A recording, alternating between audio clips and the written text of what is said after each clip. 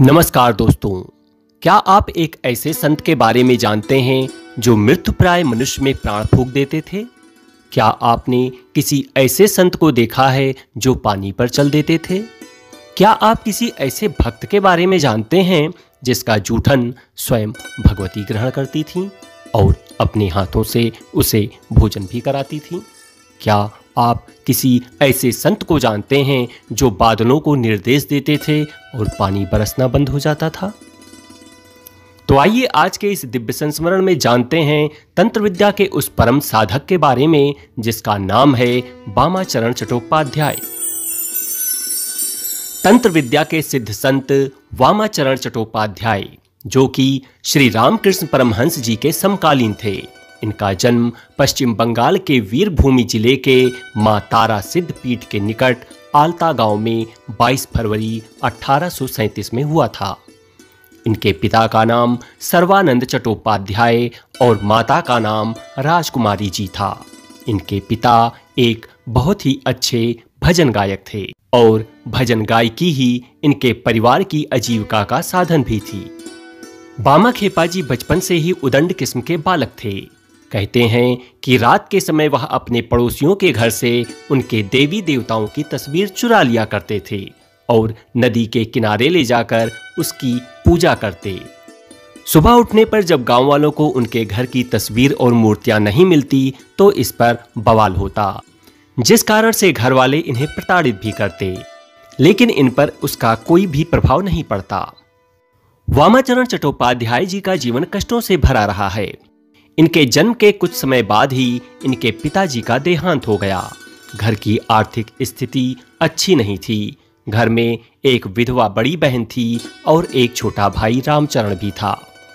इनकी प्रारंभिक गुरु इनकी मां और बड़ी बहन थीं, जिनके द्वारा इन्हें रामायण, गीता और महाभारत जैसे धार्मिक ग्रंथों की कहानियां और किस्सों का ज्ञान प्राप्त हुआ, जिसके कारण इनका झुकाव अध्यात्म ज्ञान की तरफ बढ़ने लगा। किंतु गरीबी के कारण इनकी माताजी को बच्चों के पालन पोषण और शिक्षण में बहुत असुविधा हो रही थी, जिस कारण वह उनसे कुछ काम करने को कहती रहती, लेकिन इनका भक्ति भाव और पूजा पाठ के अलावा किसी काम में मन ही नहीं लगता था, जिस कारण इनकी माताजी ने इनके छोटे भाई के साथ इनको इनके मामा जी के पास भेज दिया। मामा जी तारापीठ के पास के गांव में रहते थे। उन्होंने इन्हें गौओं को चराने का काम दिया, लेकिन यह काम भी इनसे नहीं हुआ और जैसा कि आमतौर पर अनाथ बच्चों के साथ होता है, दोनों बच्चों के साथ भी बहुत अच्छा व्यवहार नहीं हुआ और उनके मामा जी ने इन्हें इनके घर वापस भेज दिया। धीरे धीरे वामाचरण जी की रुचि साधु संगत की तरफ होने लगी। गांव के मसान में आने वाले बाबाओं की संगत में रहते हुए वामाचरण जी में तंत्र विद्या की देवी मां तारा जी के प्रति रुझान बढ़ने लगा। अब वह तारा माई जी को बड़ी मां कहते और अपनी मां को छोटी मां। वामाचरण जी कभी शमशान में जलती चिता के पास जाकर बैठ जाते तो कभी यूं ही हवा में बातें करते रहते। ऐसे ही वह युवावस्था तक पहुंच गए। उनकी हरकतों की वजह से उनका नाम वामाचरण से वामा खेपा पड़ चुका था। खेपा का मतलब होता है पागल, यानी गांव वाले उनको आधा पागल समझते थे। उनके नाम के साथ ही उन्होंने पागल उपनाम जोड़ दिया था। वे यह नहीं जानते थे कि वस्तुतः कितनी उच्च कोटि का महामानव उनके साथ है। एक दिन की बात है, भाद्रपद मास की शुक्ल पक्ष की तृतीया तिथि थी। मंगलवार का दिन था। भगवती तारा जी की सिद्धि का परम सिद्ध मुहूर्त। रात का समय था। वामा खेपा जी जलती हुई चिता के बगल में शमशान में बैठे हुए थे। तभी नीले आकाश से ज्योति फूट पड़ी और चारों तरफ प्रकाश ही प्रकाश फैल गया। उसी प्रकाश में वामाचरण जी को मां तारा जी के दर्शन हुए।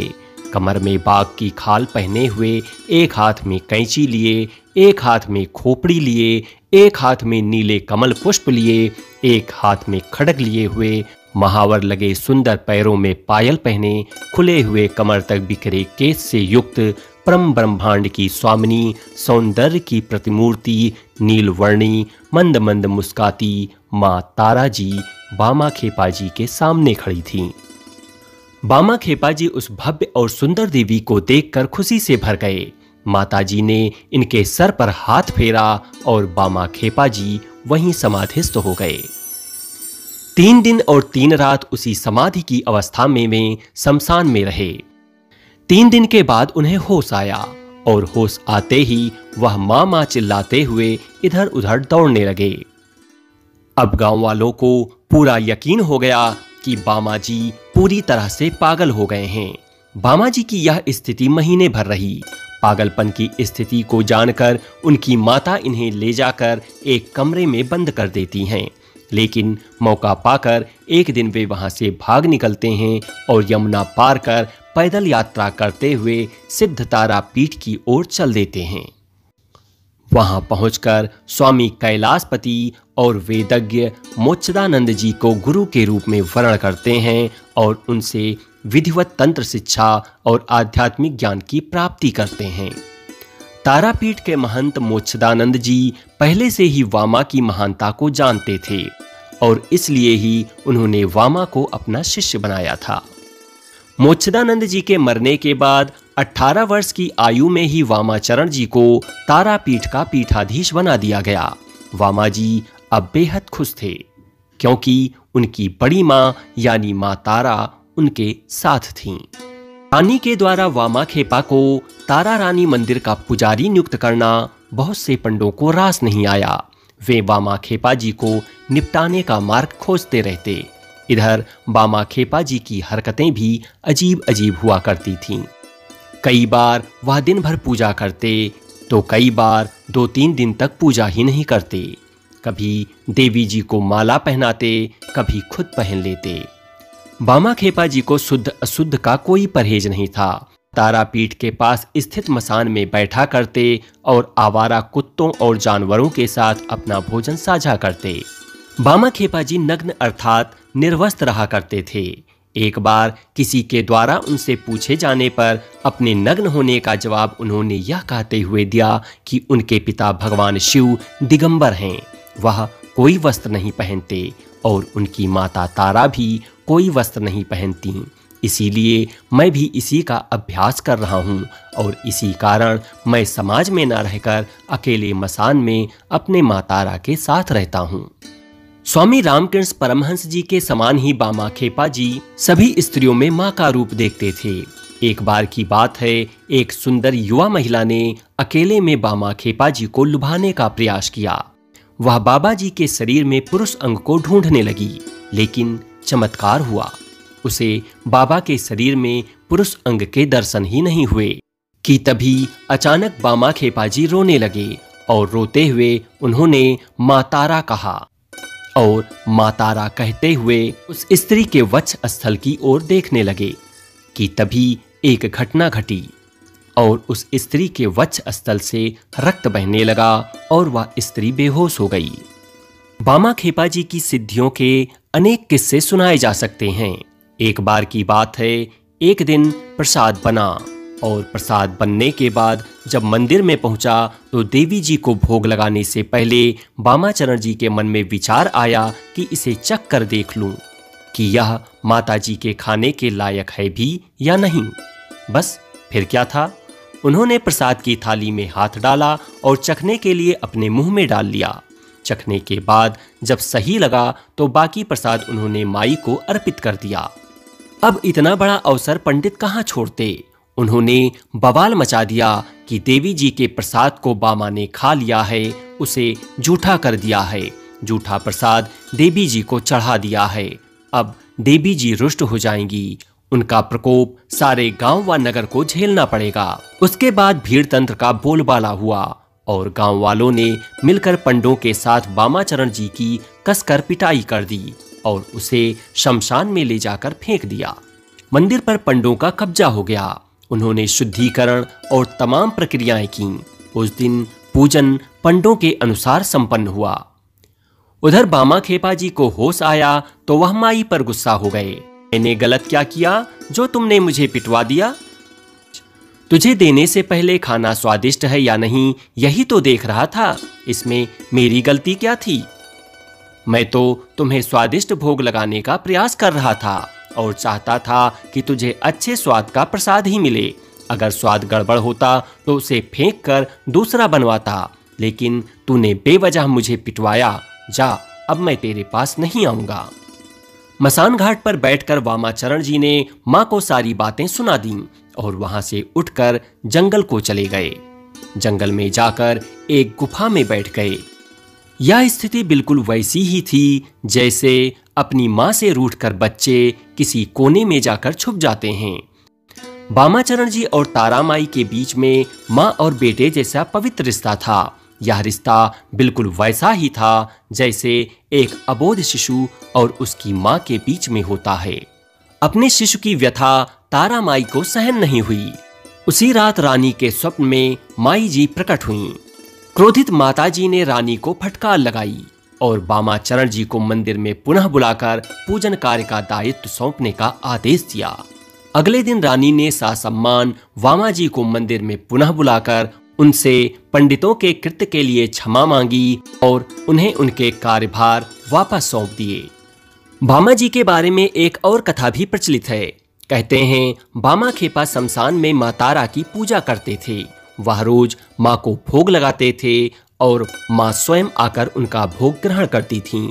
एक दिन उन्होंने मां को भोग लगाया, परंतु मां नहीं आई। क्रोधित होकर वामा ने मां की मूर्ति पर मूत्र त्याग कर दिया। ऐसा करते मंदिर के बाकी लोगों ने उन्हें देख लिया। उन लोगों को बहुत बुरा लगा और उन्होंने रानी से वामा के इस घटना की शिकायत कर दी। रानी ने क्रोधित होकर अपने दरबानों को आदेश दिया और वामा को पिटवाकर मंदिर से बाहर निकाल फेंका। वामा को शमशान में फेंक दिया गया। फिर रानी ने दूसरे पंडित को मां का भोग लगाने का कार्य दे दिया। 4 दिन तक वामा खेपा शमशान में बिना कुछ खाए पिए पड़े रहे। तब 4 दिन के उपरांत मां तारा ने रानी को अर्ध चैतन्य अवस्था में दर्शन दिए और कहा कि रानी, मैंने 4 दिनों से भोजन ग्रहण नहीं किया है। तब रानी ने चकित होकर मां से कहा कि हे मां, आपको तो रोज भोग लगता है। मां तारा ने कहा कि मेरा एक पागल बेटा है जिसे तुम्हारे दरबानों ने पीट कर बाहर फेंक दिया। उसने भी 4 दिनों से कुछ नहीं खाया है, अतः मैंने भी 4 दिन से उपवास किया है। इस पर रानी बोली, मां, उस व्यक्ति ने आपकी मूर्ति पर मूत्र त्याग कर दिया था, इसीलिए मैंने उसे दंड दिया। इस पर मां तारा बोली, यदि बालक अपनी मां पर मूत्र त्याग कर दे तो क्या मां उसे दंड देती है? वह मेरा बेटा है, वह मुझ पर मूत्र त्याग करे या फिर मुझे मारे, तुम्हें दंड देने का अधिकार नहीं है। यदि अपने राज्य का भला चाहती हो तो सम्मान पूर्वक मेरे बेटे को वापस लाओ और आज के बाद वामा को पहले भोग लगेगा, तभी मैं भोग ग्रहण करूंगी। एक तो तारामाई का रूप वैसे ही भयानक है। क्रोधित अवस्था में तो सीधी सरल माताजी भी काली जी से कम दिखाई नहीं देती। क्रोधित माई जी का स्वरूप व्याख्या से परे था। उनके स्वरूप को देखकर रानी डर गई और फिर वह सो न सकी।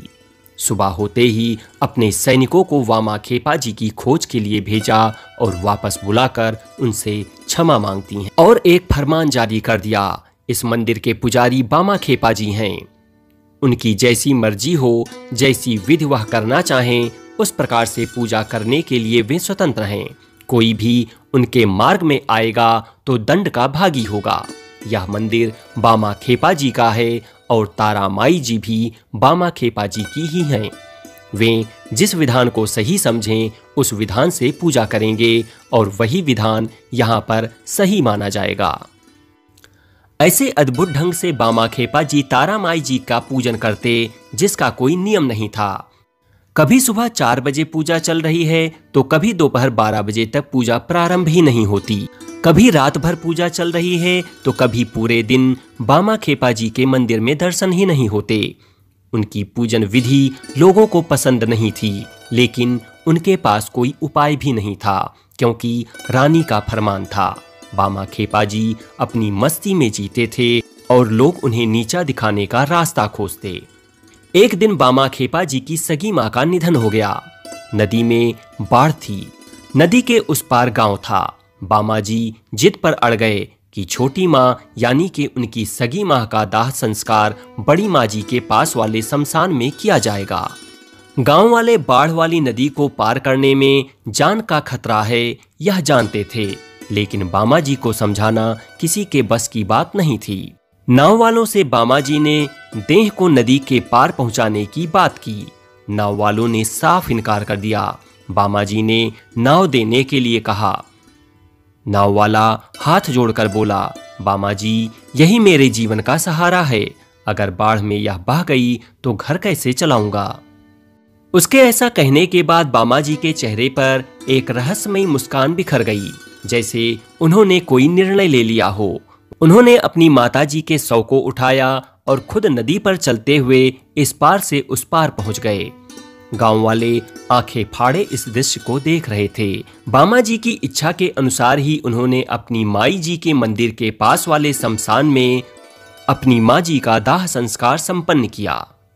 यही नहीं, मृत्यु भोज के लिए आसपास के सारे गांव में जितने लोग हैं सभी को निमंत्रित करने के लिए बामा खेपा जी ने अपने घर के लोगों को और आसपास के लोगों को कहा। सब इसे बामा खेपा जी का पागलपन समझकर शांत रहे।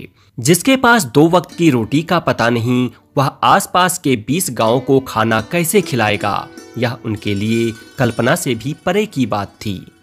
जब कोई भी निमंत्रण देने जाने को तैयार नहीं हुआ तो बामा खेपा जी अकेले निकल पड़े। उन्होंने आसपास के 20 गांवों में हर किसी को मृत्यु भोज के लिए आमंत्रित कर लिया। सारे गांव वाले यह देखने के लिए तारापीठ पहुंचने लगे कि देखा जाए यह पागल किस प्रकार से इतने सारे लोगों को मृत्यु भोज कराता है। लेकिन गांव वालों की आंखें उस समय फटी की फटी रह गईं जब सुबह से बैलगाड़ियों में भर भर कर अनाज, सब्जी आदि तारापीठ की ओर आने लगे।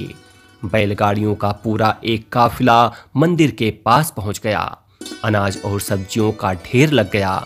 जो लोग आए थे उन्होंने खाना बनाना भी प्रारंभ कर दिया और दोपहर होते होते सुस्वाद भोजन की गंध से पूरा इलाका महक रहा था। इधर प्रकृति भी अपना परीक्षण कब छोड़ती है। आसपास में बादल छाने लगे। प्रकृति ने भी उग्र रूप धारण कर लिया।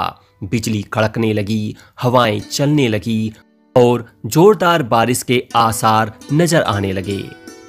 बामा खेपा जी अपनी जगह से उठे और जिस जगह पर श्राद्ध भोज होना था उस पूरे जगह को बांस के डंडे से एक घेरा बनाकर घेर दिया।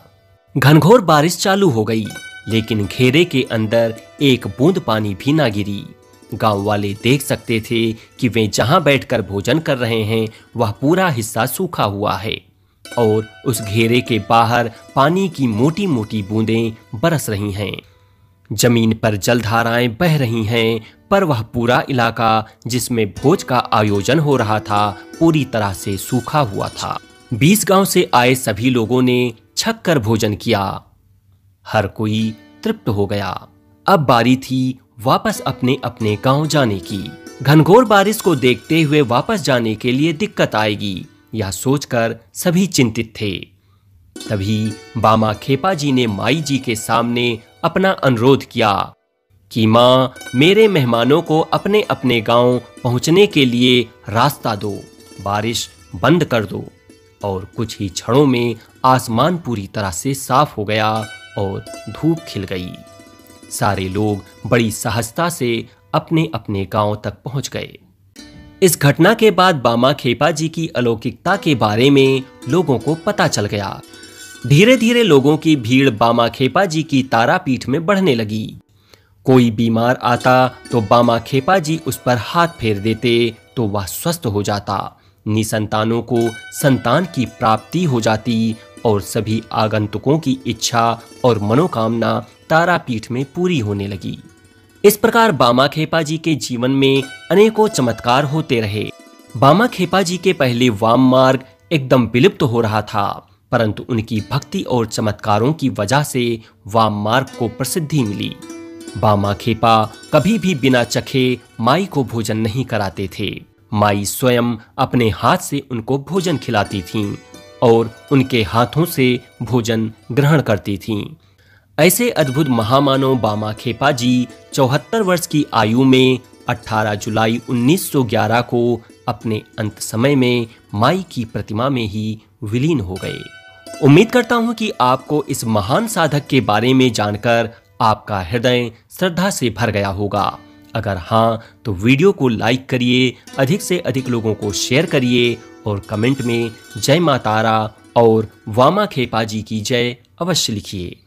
फिर मिलेंगे एक नए संस्मरण में किसी अन्य तपस्वी की जीवन कृतियों के साथ। तब तक मैं विवेक कुमार श्रीवास्तव आपके स्वस्थ और मंगलमय जीवन की कामना के साथ आपसे विदा चाहूंगा। धन्यवाद। जय मां तारा। हर हर महादेव।